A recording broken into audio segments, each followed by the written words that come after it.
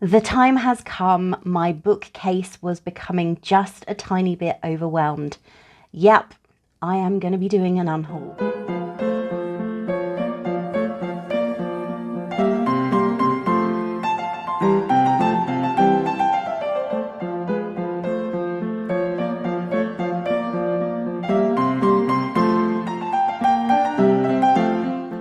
Hey, I'm Ray, and welcome to my bookish little corner of the world and my little book room. Today I'm going to be talking about the books that I have decided I no longer want to keep. Some of them I will not have read, and they are beautiful editions in some cases, and they just, for some reason, they are not appealing to me. I will try and go into some of it in a little bit more detail because that's what you're here for. But I'm going to start with books that I have read that I want to pass on to someone else to see if they will enjoy them more than I did. The first book is The Golden Spoon by Jessa Maxwell. It wasn't a bad story. This is the story of a murder at a sort of Great British Bake Off rip-off type event. These characters who seemingly have no connection to each other all take part in a baking competition. They're invited to a very large country manor by an incredibly wealthy and world-renowned baker. I'd say she was kind of Prue Leith, Mary Berry, Martha Stewart all rolled into one. And while they're there, there's a murder. In fact, the book starts with the murder and then travels back in time. It's not a bad story. The plot twists are pretty well placed, but there is just something about the book and the way it flowed that had me wanting far more than it actually ended up delivering. So that's why this book is on my list of, I will be passing this on. I'm probably going to end up taking this to one of my local charity shops. It's not a proof, it is a final published copy. So I will probably be passing this on to my local Oxfam, and somebody else will probably enjoy it far more than I did. Maybe I just have very high standards when it comes to cozy crime now. The next one is another cozy crime, and it is Death and Croissants by Ian Moore. This one I had massively high expectations for. It has croissants on the front. It's based in France. I thought we were going to get cozy little gîtes maybe, or people en vacances enjoying things, but what we got was a weird political intrigue beneath a missing man who wasn't necessarily missing, whose body kept on going wandering even after he was dead, and all triggered by discovery of a bloody handprint on the wall in this man's B&B and a pair of broken glasses in a trash basket. It just, I wanted to like it. I had put off buying it for a considerable period of time because I was umming and ahhing over whether I wanted to spend out on a series, because there are 3 books, I believe, and a Christmas novella. See previous video for my feelings on novellas and short stories. But yeah, it just didn't do it for me. So it's the second cozy crime that I'm going, no, I just don't want it. And maybe this will start somebody else on on the spiral to collecting the rest of Ian Moore's books, because I know that I'm not going to get the rest of them, and I can easily replace this with an Agatha Christie. In fact, I already have done.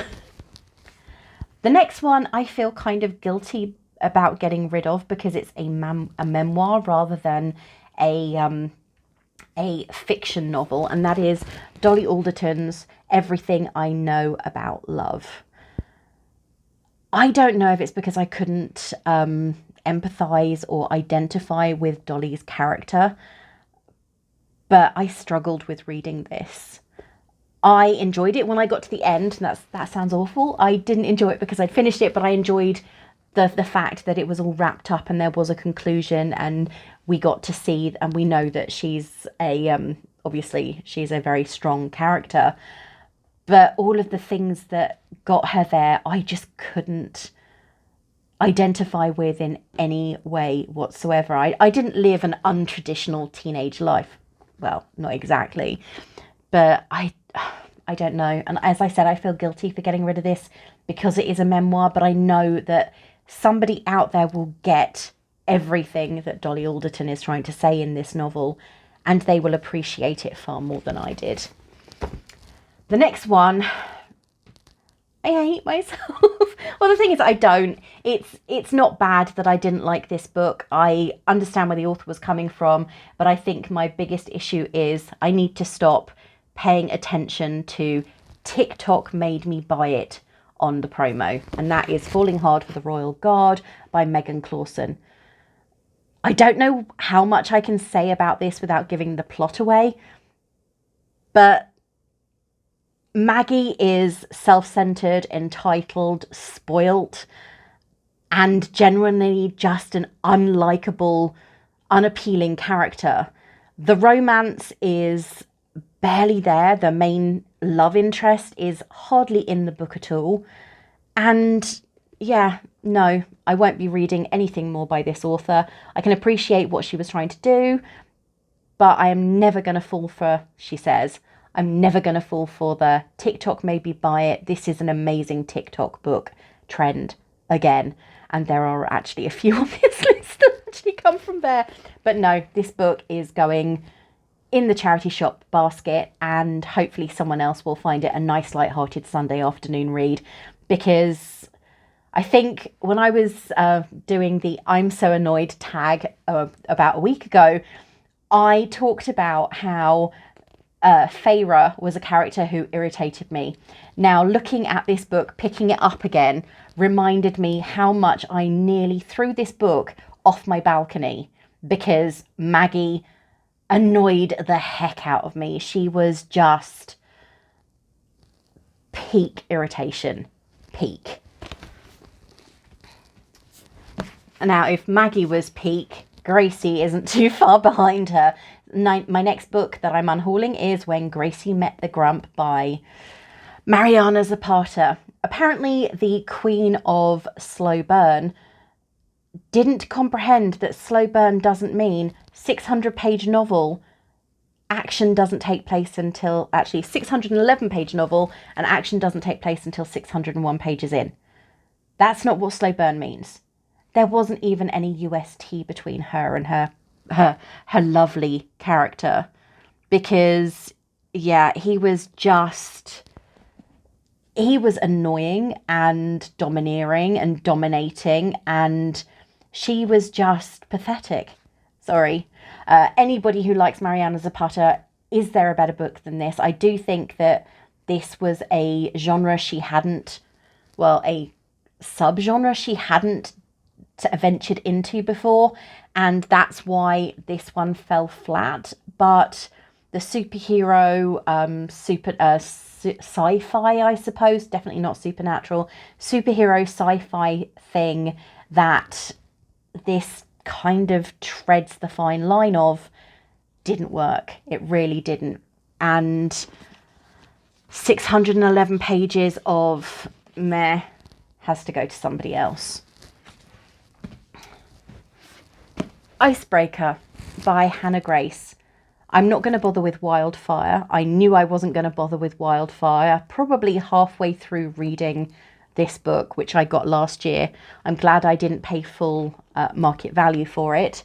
Anastasia and Nate probably deserve each other because they are both horrible characters. And that's all I'm going to say. I did not like this book. But somebody else might, and I know that lots of people have done because it's been a massive hit. It's done incredibly well. It's just not my thing. Jill Bear-Ups Just Stab Me Now. I enjoyed this book. I thought it was well written. It was humorous. It had a great balance between the story and the second story within that story.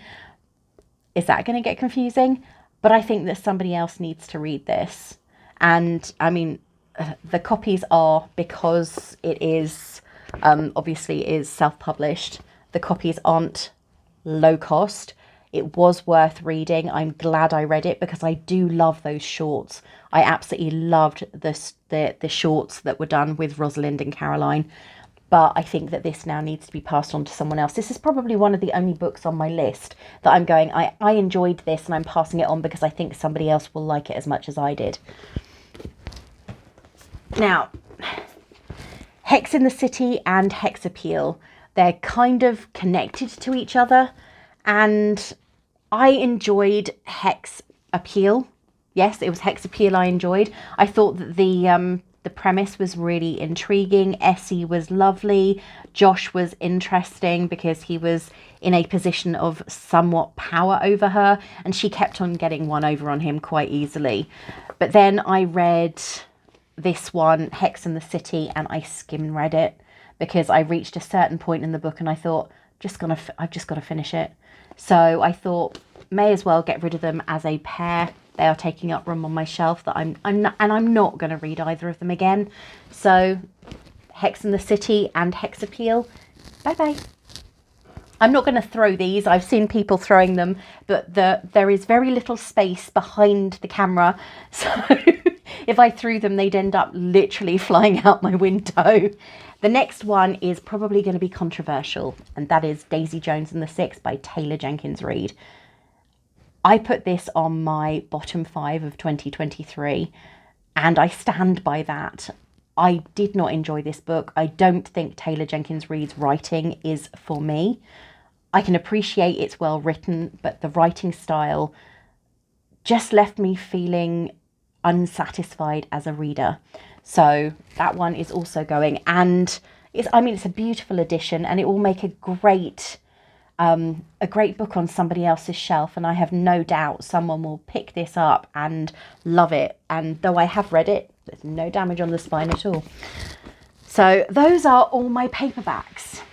I'm now going to be moving to the bigger books, including one that I DNF'd last year. In fact, my only DNF of 2023. And that was Dragonfall by L.R. Lamb. I don't know why I didn't like this. It had everything I could want in a book. It had dragons, excitement, talking dragons at that. But that's where the enjoyment ended. I got 80 pages in and realised that I was not going to enjoy the book. I didn't even want to skim it. And it was the first addition to my DNF. Well, it was my first and only DNF of 2023, but it was also my first addition to my Unhaul shelf. I know that somebody else will love this. I don't know if it was my frame of mind when I was reading it, or just the fact that I found certain elements of it taxed my brain. Well, that makes me sound really dumb. No, there were certain elements that I just couldn't wrap my head around when I was reading it, and I thought, no, this is not for me. I'm just going to get rid. So that actually set me on the path of, I am not going to continue reading books I don't want to finish. And to a degree, I'm getting better at it. I'm not very good at DNFing anything. Maybe I should do a video on, I DNF'd this and be really proud of it. But this was my first and only DNF of 2023. So far, I haven't done that this year. But that is Dragonfall by L.R. Lamb. The rest of the books are actually gorgeous special editions. Some of them are Fairy Loot and some of them are Locked Library. Oh, and one of them's Waterstones, but they are stunning. So the first one on my list is a Fragile Enchantment. Do not like this cover. I love the naked hardback, and it even has all the cards. It's my Fairy Loot copy. This is going on my Vinted because I know I'm not going to read this. I took a look at the story. I put it on my shelf for a while, and then after giving myself a good talking to and asking myself, are you going to read this? Ray, is this book for you? I realised it was not. And I can appreciate what the author Alison Saft was trying to do. I think that the book sounds great. The premise sounds interesting, but it's just not for me. So this is the first of my, I have not read this, but somebody might enjoy it. And as you can see, it is absolutely stunning special edition. I just don't want to read it. So that's A Fragile Enchantment. The next one is actually the first book I received from Locked Library last year, and that is All the Dead Lie Down by Kyrie Macaulay. I'm not a huge fan of this style of gothic horror. In fact, I'm not a massive fan of gothic horror in general, though I did enjoy Frankenstein and Dracula. The book is gorgeous. I mean, look at those sprayed edges, and the naked hardcover is very elegant and delicately designed. But it just didn't speak to me. And for a long time, I contemplated, am I going to read this? Is this book going to be one I actually ever pick up? And finally, I had to admit that it wasn't. It's not going to be one that I pick off the shelf and go, I'm going to read this afternoon. So that's that one. The next one is Catherine Purdy's The Forest Grimm. I like a fairy tale retelling. I really enjoyed, the most recent one I read was In the Lives of Puppets by TJ Klune. Just doesn't appeal. And I think part of it is to do with the design, sadly. It looks very, I mean, that's beautiful, but the design underneath just didn't speak to me. It didn't say, you're going to love this. I could tell that it was going to be an almost like a Red Riding Hood retelling. Once upon a time, villagers would whisper their desires to the Book of Fortunes, and its pages would reveal how to obtain them. Despite the warning from her fortune-teller grandmother, Clara embarks on the journey into the deadly forest to procure the Book of Fortunes. So yeah, it's kind of a Red Riding Hood-esque retelling, and it just doesn't speak to me. So this is another one that's going on my Vinted. This might be another controversial Feybound. From, no joke, from the minute I saw this was going to be one of the books in my Fairy Loot pack, I contemplated skipping the month, but knew that another month would be coming up that I would want to skip more. So I went ahead and accepted it, knowing that this was immediately going on the Unhaul shelf. One of the things I've discovered about myself, probably in the last year, is I don't like books with fae in them. I don't mind them if they are peripheral characters or they are characters who are as well as other types of characters, you know, so if it's fae and vampires, so True Blood, Suki Stackhouse and everything else, if it's that kind of fae, no problem. But this did not speak to me, and I have to be, for the first time, I have to be honest, for the first time this week, I went onto Goodreads and read reviews of this book just to confirm in my brain that I wasn't making a bad decision. And the reviews that I read just compounded my, you're not going to enjoy this, Ray, don't read it. So I've got all the cards and everything in there. And as much as I think the cover is stunning and the end pages are beautiful, as are the card inserts and the sprayed edges for that matter, it's just not going to ever be a book that I am going to honestly pick up. And I'm going to start doing this whenever a book comes up, whether it's Fairy Loot or Locked Library, that I end up missing the skip opportunity on. I'm just going to shove it straight on Vinted, and somebody else who wants it can have it. But I'm not going to be charging ridiculously expensive and extortionate prices, because I didn't pay a ridiculously extortionate price for it myself. The next one is the second to last Fairy Loot on this list, and that is Forged by Blood by Ehigbo Okusune, and I apologise profusely if I've pronounced your name incorrectly. It looks beautiful, though the sprayed edges are a little bit lazy. It's another one where you've got the cover on the side, and while sometimes that's okay, these ones are not a stencil. It is very, very clearly spray painted, because it's kind of running a little bit. I think this book is too young for me. And that's saying a lot because I loved Harry Potter when I read it as a 30-plus-year-old adult.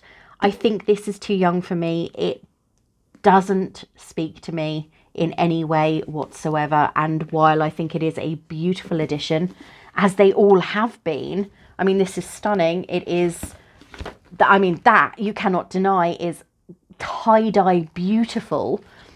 I just don't want to read it, so I'm going to pass it on to somebody who will. My final fairy loot, but only my second to last Unhaul book, and wow, I'm so sorry. If you're sitting here still listening to this and you haven't subscribed yet, please do, and leave a comment if there are any of these books that you've also done the same with. If you've unhauled any, or if you've read them and you think I'm making a big mistake, let me know. The last fairy loot on the list is What the River Knows by Isabel Ibanez. Sorry. Yeah, I actually read this one. I only finished it a few days ago. It is gorgeous. It has absolutely stunning naked hardcover. Absolutely beautiful naked hardcovers. It's actually imprinted on both sides with different designs. It's got the Egyptian crocodiles, a cartouche, and the original cover in gilt. It's stunning. However, and this is a big however, I was promised The Mummy 1999. That's what I was promised. It did not deliver at all. It really did not deliver. I got to about 2/3 of the way through and was anticipating the tension and the excitement and the adventure, and it just carried on delivering exactly the same as it had delivered for the first 2/3. So I am hugely disappointed in this book because I was expecting so much. I really do wish that publicists and publishing companies in general wouldn't try and sell you on a book by saying, if you loved this book or this film, this book is for you, because they did the same with A Tempest of Tea. Six of Crows and Peaky Blinders, it is most certainly not. So this is not The Mummy 1999. This is possibly The Mummy with Tom Cruise, but I haven't seen it. This is just, no, I'm sorry. Beautiful book design let down by the content within. And my final book actually surprised me. I was cleaning up my bookcases yesterday and moving everything around and trying to fit my special editions on another shelf. And I thought,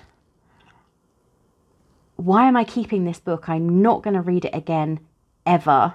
And as beautiful, and this book seriously is stunning. Why am I keeping it? It was not quite the biggest letdown of 2023, but it came kind of close for me as a huge mythology fan. And that book is Girl, Goddess, Queen by B. Fitzgerald. I have got a Waterstones special edition with a difference because for some reason I lucked out and I got not only the absolutely stunning cover, I don't know if anybody outside of the UK has actually seen this, the stunning cover and sprayed edges, but I also got 2 of the loose leaf covers, the dust jackets. I don't know why. I thought I was going a little bit insane when I noticed it was quite thick, but I got 2 of the dust jackets. So I have a double dust jacket on this book. It is a stunning book, but for me, as a mythology nut, the story just didn't sit well. So I have decided that all of these books are going to be going. Some will be going to the local charity shops. Some will be going on Vinted. And others I will be passing on to friends that I know will enjoy them. I've also got a few proofs that I have already read or I have duplicates of that I am going to be passing on to friends because you cannot dispose of them any other way apart from putting them in the domestic rubbish in the UK because the glue that they use for them isn't recyclable. And if you didn't know that, you're welcome. So that is my list. I'm not even sure how many books there are there, but this is the second biggest unhaul I have done in probably 3 years. Last year I got rid of around 50 books in a single session, and actually passing them on to charity shops and everything else was incredibly difficult, because for some reason most of the charity shops were, I'm not accepting books at the moment, we haven't got enough shelf space. Until I went into one charity shop, they had a massive shelf space and very, very empty shelves. And I went in there with a huge bag, a backpack, and a laundry basket almost of books. And I said, do you want any books? And they literally just jumped on them. It was like, oh, thank you so much. We've needed more books. So I always try and shop around to find somewhere that's desperately in need. But that's what I'm going to be doing with these books. If you like any of these books, please do tell me. Not because I'm going to ship them to you, though. If you are interested in buying any of my special editions, check out my Vinted. I will post the link below. But if any of these books are ones that you think, well, why are you getting rid of that? That's amazing. Maybe you can change my mind about something. Maybe you've got a different opinion or a different observation than I have that could change, not necessarily change my mind, but potentially change my perspective. Anyway, thank you so much for watching this ramble of a video of my unhaul, and I'd love it if you would like, comment and subscribe. I really want to hear from you. Thank you ever so much for sticking around. Bye.